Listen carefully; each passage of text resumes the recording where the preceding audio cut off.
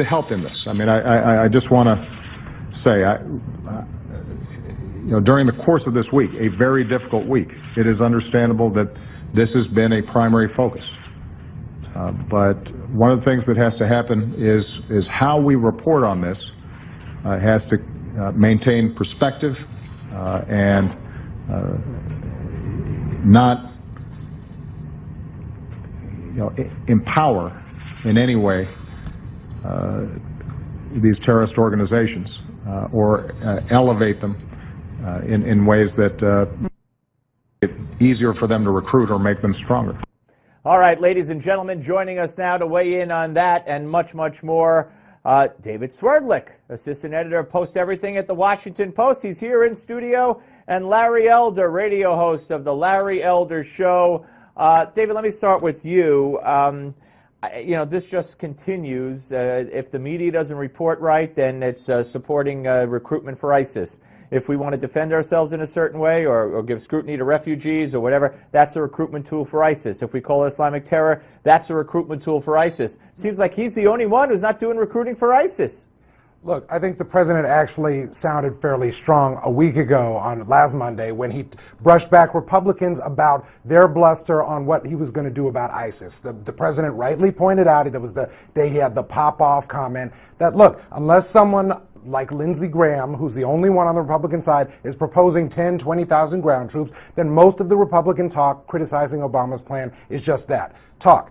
As the week went on, he did not do himself any favors. He started questioning Americans' fears about refugees coming into this country, and it got worse and worse for him, especially because he was speaking from the Philippines and Malaysia and not at the White House. So I think the optics for this are bad for the president, but I also think that the phrase keeping things in perspective is not a wrong phrase to have. He has proposed bringing in 10,000 refugees, and Congress is trying to block that. We'll see what happens. Larry? Let's see, we've had massive casualties in Paris. We've had massive casualties in Mali. We've had a plane downed over Sharm el-Sheikh in Egypt, and we're supposed to keep things in perspective. At Beirut, too, the bombing in Beirut. This is an administration that won't use the term radical Islam. However, you let a white cop shoot a black kid, and we're talking about pernicious racism. It's just bizarre. We have a serious problem with radical Islam in this country, and why the president won't say what it is beyond me. And David, 49% is a story at Newsmax.com that in a new poll, Rasmussen survey, 49% want the U.S. to declare war on ISIS. And for those who consider ISIS to be a serious threat, it's 61%. And again, you have this, David, Larry is so right. He hit on something. The only time you've ever seen passion from Barack Obama is, when Michael Brown gets shot legitimately by a cop, when Trayvon Martin gets shot legitimately, as a jury found, by someone he was beaten up, that rouses passion. Or a Muslim gets killed. Jews hacked to death in a temple in a Jerusalem synagogue. He shrugged. Here, well, it's the Republicans' fault. It's the media's fault. It's this one's fault. They're a nuisance, ISIS. I mean, the man is detached. Yeah, Steve, the only thing I'll just point out to you is that up until about 6 weeks ago, President Obama was the only Western leader waging war with regularity against ISIS. We've flown 8,000 and how air many missions. drop bombs? Wait, and how many drop bombs? Not all of 8, them have dropped bombs, but until 6 weeks ago, the French were barely in it. The Russians weren't in it at all, and the British have mostly given it lip service. Conservatives like to praise President Hollande, Prime Minister Cameron for their tough talk. Obama is the one flying the air missions. Let's not lose perspective. Let's not lose perspective on that. Obama is the man who, the morning of the Paris attacks, referred to ISIS as being contained. Obama, his Secretary of State, John Kerry, hours before the Mali attack, referred to al-Qaeda as being neutralized. Obama has referred to the Paris attacks as a setback. Is the man delusional? All right, now there's a bigger problem here, believe it or not.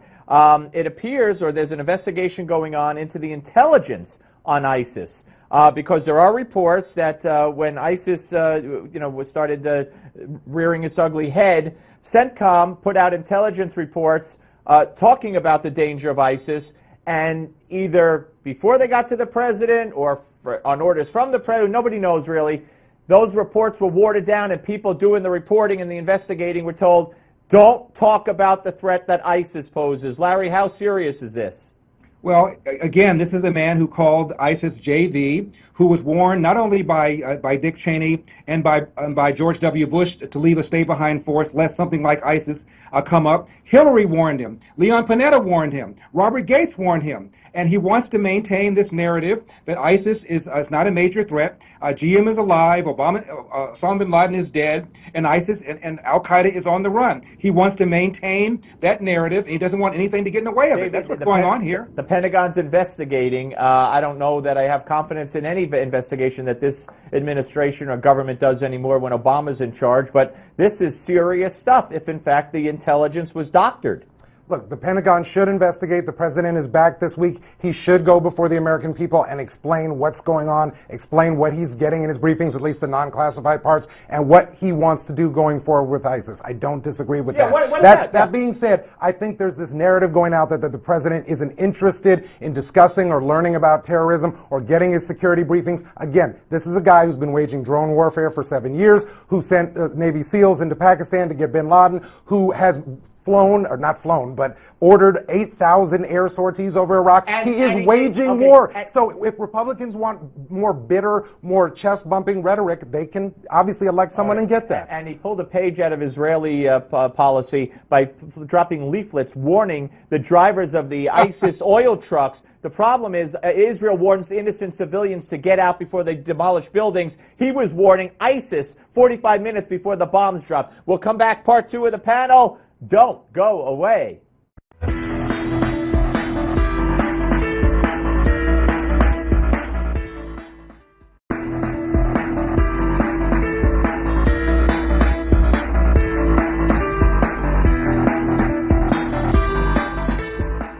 Hey, I watched when the World Trade Center came tumbling down.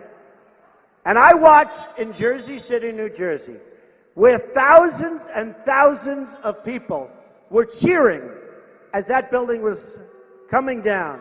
Thousands of people were cheering. So something's going on.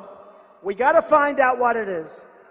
All right, ladies and gentlemen, Donald Trump has caught a lot of flack for that. And rejoining us on the panel, David Swerdlick and Larry Elder. Before we go any further, I do want to put up from the Washington Post, and this is September 18th, 2001, just a week after the 9/11 attacks. There was a story in the Washington Post. Let's put that up.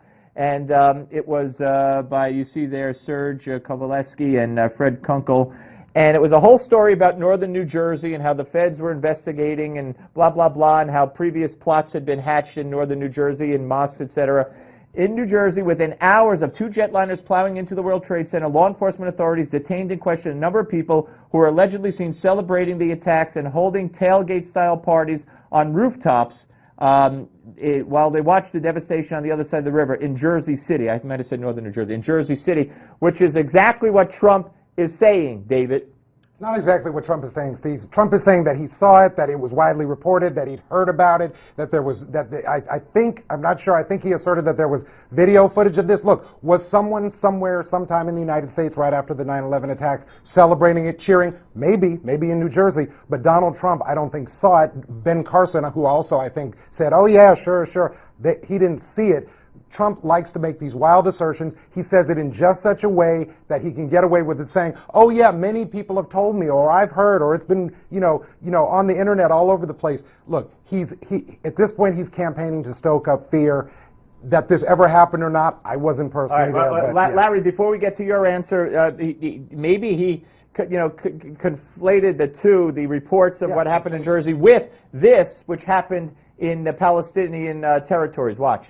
Atmosphere, the V sign for victory being displayed in East Jerusalem today among jubilant Palestinians that the United States had been subject to this attack.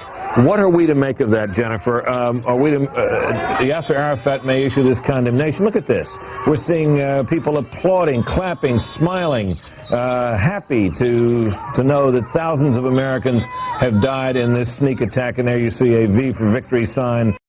And Go ahead. Donald Trump certainly may have exaggerated what happened in New Jersey. I don't know. I remember hearing some reports of people celebrating, but it certainly is true that around the world, lots of Muslims were celebrating. There was a front page in an Egyptian newspaper, and the headline read, "Bullseye." And even today, the majority of Muslims in many Muslim majority countries don't even believe that Arabs did 9/11. They believe that the CIA did it or the Israeli Mossad did it. So Donald Trump is onto something if he's arguing that a lot of people around the world were happy about what happened on 9/11. Except, Larry, look, that anyone anywhere would have cheered the 9/11 attacks is atrocious. It's appalling. Those people should be condemned. I'll condemn them right now. But Donald Trump is running for president.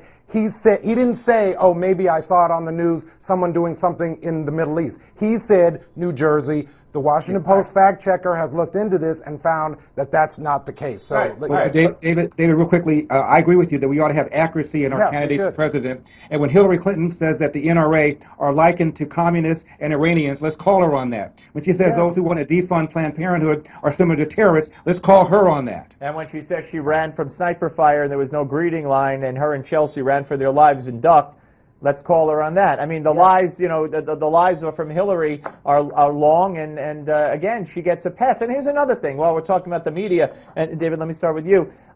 Would you agree that if Donald Trump were under FBI investigation, that almost every time he was written about, and every time someone, especially in the mainstream quote-unquote media, talked about him, they'd say, especially in a news story, who's under FBI investigation. Well, don't you believe they'd identify him that way in the Washington Post and elsewhere, whereas Hillary, not a word? I do think they would identify him that way. He should be identified that way. And I do think Secretary Clinton has been identified that way. Not in every story. If you want to identify it as such in every story, fine. You've seen it identified. Hillary Clinton, presidential candidate Hillary Clinton, who's under FBI investigation? To me, the issue is whether or not the information is being concealed. And it's not being concealed. It has been reported by the Washington Post, my outlet, and other outlets, and Newsmax, that she's under FBI investigation. Larry, I'm talking about identifying. Trump would be, that tag would be on Trump every single time. I'll give you an analogy, Steve. When Richard Nixon resigned, every article thereafter, the rest of his life, Richard Nixon, comma, the only president to resign, comma. Bill Clinton has been impeached. He's the only elected president ever to be impeached. You never hear a word about it. It's like it never happened. Well, in the eyes and the minds of the media, it never happened. Hey, it never did. Great segment as always, my friends. Thank you very much, David Swerdlick. Nice to have you in the New York studio. And happy Thanksgiving to both of you, Larry and David. And we will reconvene. All right, folks, we're going to come back. Tom Tancredo did something that got him a little trouble. We'll talk about it.